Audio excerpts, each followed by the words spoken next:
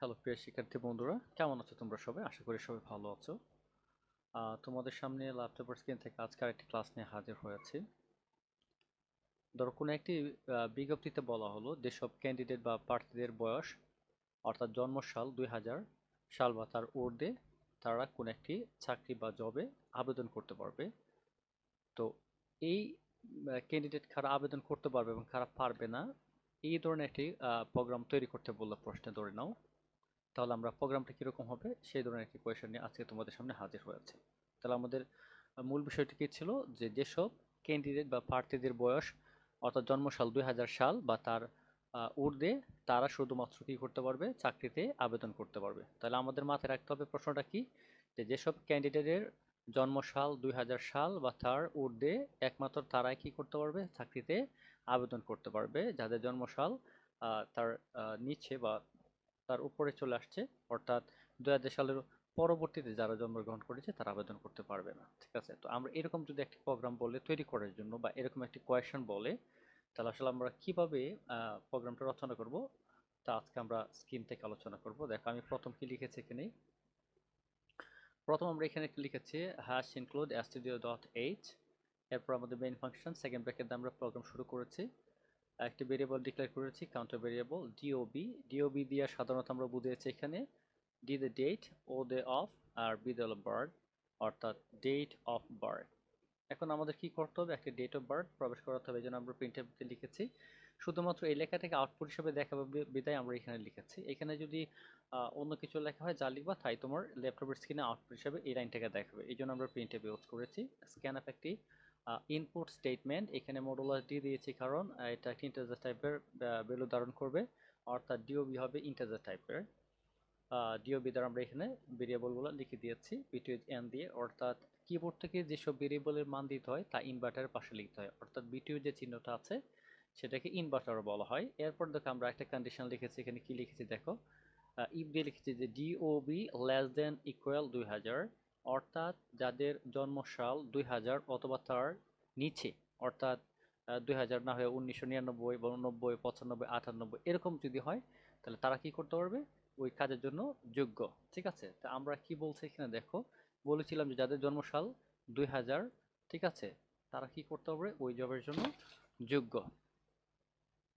এখন আমাদের এখানে কি আছে দেখো, প্রিন্টএফ দিয়ে আমরা শর্তটা কি কন্ডিশনটা আমরা প্রথম ক্লিক দিয়ে যে যদি ডিওবি লেস দেন ইকুয়াল 2000, ঠিক আছে, এরকম লিখেছি। এরপর প্রিন্টএফ দিয়ে আমরা কি লিখেছি এলিজিবল ফর দ্য পোস্ট, অর্থাৎ ওই পোস্টে বা কাজের জন্য তারা বা ওই পদের জন্য তারা যোগ্য।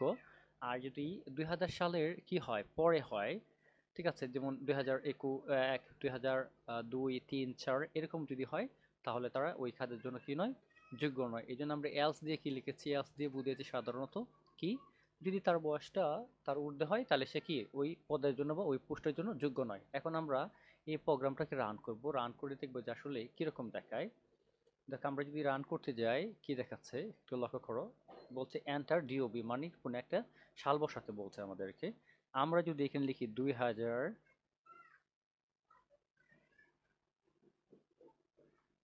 কি লিখলাম 2002, আমরা এখন এন্টার দিয়ে দেবো, কি দেখায় দেখো not eligible for the post, অর্থাৎ এই কাজের জন্য বা এই পোস্টের জন্য সে কি নয়, যোগ্য নয়। এখন আমরা যদি আবার নতুন করে আরেকটি আউটপুট ইনপুট দেই, তাহলে কিরকম দেখাবে আউটপুটটা সেটা আমরা একটু লক্ষ্য করবো। দেখো এই যে আমরা আবার রান করছি, এন্টার ডিওবি অর্থাৎ ডেট অফ বার্থ বসাতে বলছে। এখন যদি আমরা লিখি 1999 দিলাম, ঠিক আছে, কি দিলাম 1999, এখন আমরা এন্টার দিয়ে দেবো, কি দেখা এলিজিবল ফর দ্য পোস্ট। তাহলে আমাদের কন্ডিশনটা কি ছিল, আমাদের কন্ডিশনটা ছিল, ধরো আমি যদি এখানে আর একটু জিনিস দেখাই তোমাদেরকে, আমাদের কন্ডিশন ছিল কি যে 2000 সাল। এখন আমরা আবার একটা ইনপুট মান ভ্যালু দেব, নিলাম 2000, ঠিক আছে, দেখো এই যে কি দেখেছি eligible for the post.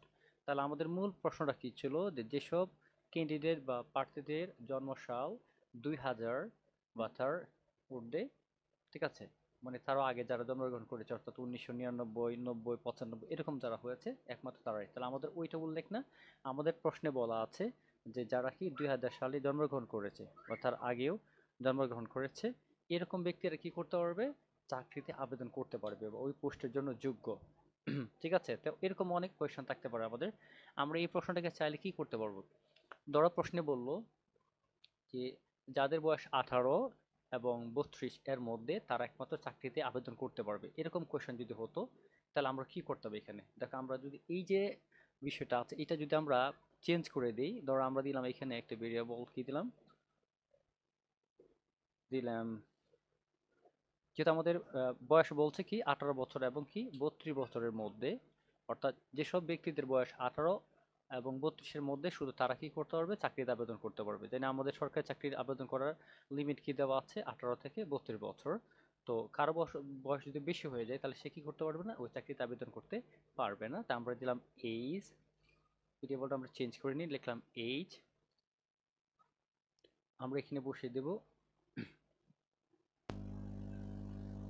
Age,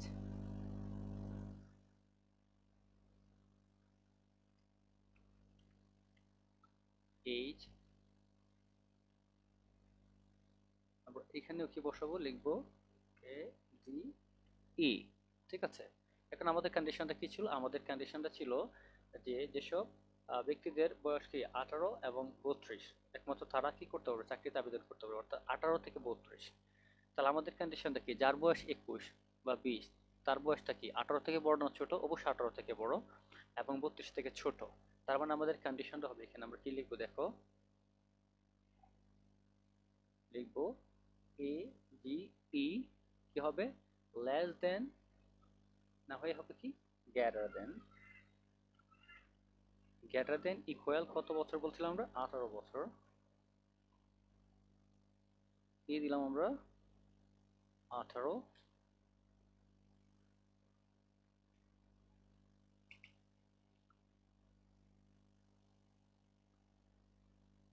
এরপর আমরা লজিক্যাল এন্ড ইউজ করব। ঠিক আছে, আর একটা কন্ডিশন আমাদের কি হবে, A D E less than equal কত, 32। ঠিক আছে, এটা হলো আমাদের কন্ডিশন। যেহেতু একটা ফাংশন আমাদেরকে প্রথম বন্ধনীতে রাখতে হবে এটাকে, আমরা এখানে একটা ব্র্যাকেট ইউজ করলাম। ঠিক আছে, এখন আমরা এটাকে সেভ দিয়ে নিব, রান করব, দেখা যাবে কি হয়। ধরো কারো বছর হলো 33 বছর, এই যে আমরা দিলাম 33। ঠিক আছে, দিয়ে এন্টার দিলাম, not eligible for the post, অর্থাৎ কারো বছর যখন তার টোটাল এজ যখন 32-এর বড় হয়ে যাবে তখন সেই কাজের জন্য বা এই পোস্টের জন্য কি নয়, যোগ্য নয়। আমরা যখন তার থেকে ছোট কোনো ভ্যালু দিব, একটু লক্ষ্য করো ল্যাপটপের স্ক্রিনে, তাহলে তোমরা বুঝতে পারবে বিষয়টা। এই যে দেখো, আমরা আবার রান করলাম, দিলাম কারো বছর ধরো 23 বছর, এন্টার দিলাম, তাহলে কি দেখাচ্ছে, এলিজিবল ফর দ্য পোস্ট।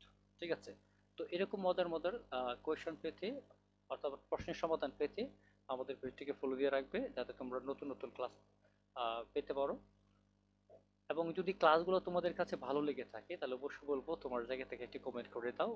এবং যদি মনে হয় যে শেয়ার করলে তোমার এই শেয়ারের মাধ্যমে অন্যরা এই বিষয় সম্বন্ধে প্রাথমিক একটা ধারণা লাভ করতে পারবে, তাহলে অবশ্যই বলবো যে তোমার জায়গা থেকে আজকের এই ক্লাসটি শেয়ার করে দাও। যারা আমার এই ক্লাসগুলো নিয়মিত দেখছো এবং পরবর্তী সময়ে দেখবে তাদের প্রত্যেককে আমার পক্ষ থেকে অসংখ্য ধন্যবাদ।